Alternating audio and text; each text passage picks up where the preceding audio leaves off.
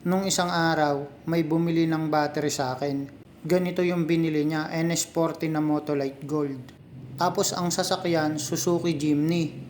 Ang nangyari kasi after 30 minutes, bumalik sa akin. Sabi ayaw daw mag-start ng sasakyan. Kaya ang ginawa ko, pinakita ko kay sir na buo naman yung battery. Kasi bago lang yung battery guys eh. Madalas kasing mangyari kapag ayaw mag-start ng sasakyan, battery kagad yung sinisisi. So ayun nga, pinakita ko kay sir, good battery. Ayan, parehas na itong nasa video. Kaya sinabi ko kay sir, buo naman po ako, pinakita ko na ganyan. Ngayon pinicturean niya para maipakita niya dun sa kasama niya na okay yung battery nabili nila.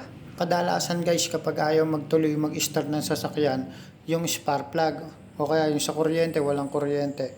O kaya naman sa supply ng gasolina o sira yung fuel pump, ganun. Ang mangyayari kasi magre-revolusyon lang siya ng paulit-ulit hanggang sa madiskarga yung battery.